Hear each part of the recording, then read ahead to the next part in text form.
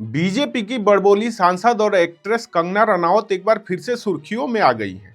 और इस बार सुर्खियों की वजह कोई फिल्म पुरस्कार या संसद के तौर पर कोई बहुत बड़ा काम नहीं है, बल्कि यूपी के आगरा में स्पेशल एमपी एमएलए कोर्ट ने हाल ही में कंगना रनौत के खिलाफ राजद्रोह की याचिका को स्वीकार कर लिया है, जो 2020-21 के किसान आंदोलन पर उनके किसानों पर अपमानजनक बयानों से जुड़ा है। यह खबर आते ही भाजपा के अंदर खलबली मच गई है। कंगना रनौत जो छोटे छोटे बातों पर आसमान सर पर उठा लिया लेती थी, अब बिल्कुल चुप है। ना तो ट्वीट कर रही हैं, ना ही पत्रकारों से बात कर रही हैं। बीजेपी के सांसद पर राजद्रोह का आरोप लगना अपने आप में कई बड़े सवाल खड़ा करता है। भारतीय जनता पार्टी जो खुद को राष्ट्र की सबसे बड़ी हितैषी पार्टी मानती है, उन्हीं की सांसद पर राजद्रोह का इल्जाम लगा है, जो बीजेपी पर किसी काले धब्बे से कम नहीं है। नमस्कार, मैं हूं रवि रोनू, आप देख रहे हैं न्यूज सर्कल। बीजेपी की सांसद कंगना रनौत जब भी मुंह खोलती है तो नए विवादों को ही जन्म देती है, और एक बार फिर से कंगना रनौत अदालत के चौखट पर जाकर खड़ी हो गई।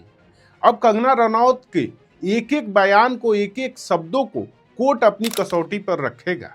यह मामला इतना गंभीर है कि कंगना रनौत की गिरफ्तारी भी हो सकती है, उनकी संसद का सदस्यता भी जा सकती है। बार बार किसानों को अपमानित करने वाली कंगना रनौत इस बार बड़े कानूनी चक्कर में फंस गई है। यह मामला सिर्फ एक बयान तक सीमित नहीं है, बल्कि लोकतंत्र में अभिव्यक्ति की स्वतंत्रता और किसानों के सम्मान और राजनीतिक जिम्मेदारी के सवालों को भी टटोल रही है। आगरा की अदालत से निकला यह फैसला पूरे देश की नजरों में है, क्योंकि यह तय करेगा कि क्या सार्वजनिक हस्तियों के बयान सिर्फ हवा में उड़ जाते हैं या फिर कानून की कसौटी पर भी तौले जाते हैं। यह लड़ाई तो अभी शुरू ही हुई है और इसकी अगली सुनवाई 29 नवंबर 2025 को निर्धारित है, जहां पर कंगना रनौत की मौजूदगी कोर्ट में अनिवार्य है। अगर कंगना रनौत कोर्ट में नहीं पहुंचती है तो उनके खिलाफ गैर जमानती वारंट तक जारी हो सकता है। दरअसल जब से कंगना रनौत राजनीति में आई है, तब से उनके बयानों ने खूब खलबली मचाया है, और भारतीय जनता पार्टी में रहते हुए भाजपा को ही कंगना रनौत के बयानों ने निराश किया है। 2020 में कंगना रनौत ने राजनीति में एंट्री ली थी, और उसके 4 साल बाद ही 2024 में उन्हें हिमाचल प्रदेश की मंडी सीट से बीजेपी ने लोकसभा का टिकट दे दिया था। बॉलीवुड एक्ट्रेस होने के कारण कंगना रनौत वहां से चुनाव जीत गई, लेकिन क्षेत्र में कभी दिखाई नहीं दी।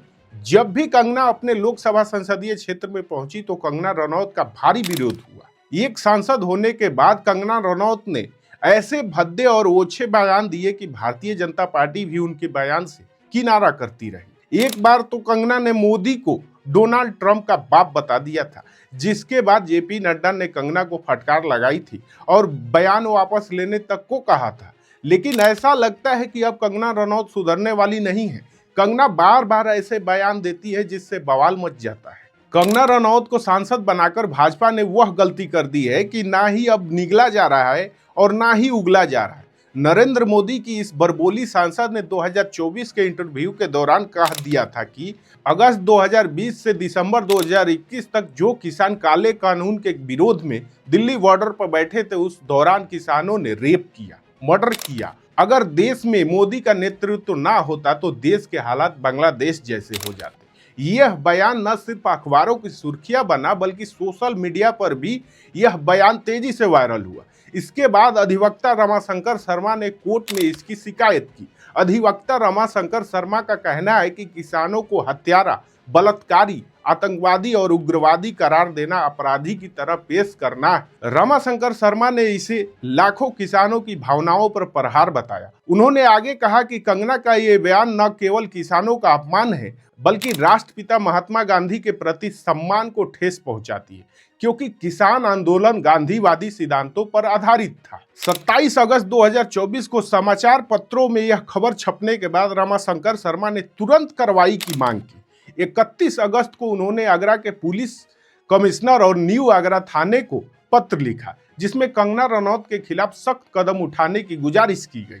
लेकिन जब पुलिस ने कोई ठोस एक्शन नहीं लिया तो रमाशंकर शर्मा ने अदालत का दरवाजा खटखटाया। 11 सितंबर 2024 को आगरा के स्पेशल एमपी एमएलए कोर्ट में रमाशंकर शर्मा ने कंगना रनौत के खिलाफ राजद्रोह की याचिका दायर कर दी। याचिका में मुख्य आरोप यह था कि कंगना के बयान से देश की एकता और अखंडता को खतरा पैदा हुआ है, जो भारतीय न्याय संहिता बीएनएस की धारा 356 और धारा 152 के दायरे में आता है।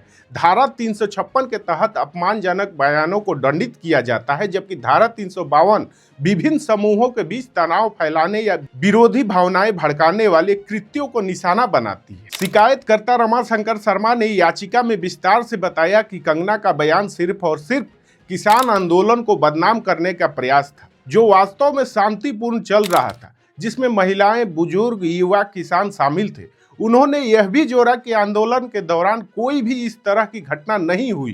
कंगना रनौत का यह बयान काफी शर्मनाक है। कोर्ट की जटिल प्रक्रिया ने इस मामले को और रोचक बना दिया था।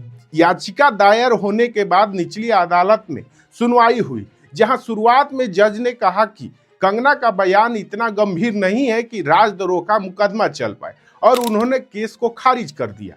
लेकिन रमाशंकर शर्मा ने हार नहीं मानी। उन्होंने स्पेशल जज लोकेश कुमार की अदालत में रिवीजन याचिका दायर कर दी, जिसमें निचली अदालत के फैसले को चुनौती दी गई, और उसके बाद स्पेशल जज लोकेश कुमार ने दोनों पक्षों की दलील सुनने के बाद याचिका को स्वीकार कर लिया। कोर्ट ने साफ कहा कि निचली अदालत ने जल्दबाजी में फैसला किया था और अब अदालत में केस को फिर से शुरू किया जाएगा। जज ने अपना फैसला सुरक्षित रख दिया, लेकिन स्पष्ट निर्देश दिया कि इसमें राजद्रोह का मुकदमा चलेगा। कंगना ने वकीलों के जरिए दलील दी कि यह बयान उनके व्यक्तिगत राय है और अभिव्यक्ति को स्वतंत्रता के दायरे में आता है। लेकिन कोर्ट ने कंगना रनौत को, उनके वकील को कड़ी फटकार लगाई और इस याचिका को खारिज कर दिया, और कहा कि सार्वजनिक पद पर बैठे हुए व्यक्ति की जिम्मेदारी अलग होती है। गौर करने वाली बात है कि मोदी की सांसद कंगना रनौत को अब तक इस मामले में 6 बार समन भेजा जा चुका था, लेकिन कंगना अदालत के सामने पेश नहीं हुई। अब अगली सुनवाई 29 नवंबर को तय है, जहां कंगना रनौत को कोर्ट में जाकर हाजिरी लगानी होगी। अगर कंगना रनौत कोर्ट नहीं पहुंचती है तो उनके खिलाफ गैर जमानत वारंट जारी हो सकता है। कंगना रनौत की संसद सदस्यता तक भी जा सकती है। इस मामले के प्रभाव राजनीतिक पटल पर भी देखने को मिलेगा। एक और जहां पर कंगना रनौत पहले से ही बीजेपी की किरकिरी कराते आ रही हैं, अगर उनके ऊपर राष्ट्रद्रोह का आरोप तय हो जाता है तो भारतीय जनता पार्टी के लिए यह मुश्किल भरा वक्त हो सकता है। अब सबकी निगाहें अगली सुनवाई पर है। 29 नवंबर को निचली अदालत में जब यह केस खुलेगा तो कंगना का पक्ष मजबूत करने के लिए उनके वकील सबूत पेश करेंगे। संभव है कि कंगना रनौत एक बार फिर से हाथ जोड़कर माफी मांग ले। अगर यह मुकदमा चला तो यह महीनों तक खींच सकता है। फिलहाल कंगना रनौत ने चुप्पी साध रखी है। बीजेपी के तमाम बड़े नेता चुप है। कंगना की टीम ने कहा है कि वह कानूनी सलाह ले रही है। यह मामला दिखाता है कि राजनीति में शब्द हथियार होते हैं और कभी कभी वही सबसे घातक साबित होता है, और कंगना रनौत के मामले में यह हर बार होता है। कंगना रनौत जब भी कोई बयान देती है तो वह विवाद बन जाता है और भारतीय जनता पार्टी अपना सर पकड़कर बैठ जाती है। मोदी शाह को खुश करने के चक्कर में इस बार कंगना बुरी फंस गई है। बहरहाल इन खबरों पर आपकी राय क्या है, हमें कमेंट करके जरूर बताएं, और वीडियो को लाइक करें, अपने दोस्तों में वीडियो का लिंक शेयर करें। ऐसे ही तमाम खबरों के लिए हमारे चैनल न्यूज सर्कल को सब्सक्राइब करना ना भूलें। धन्यवाद।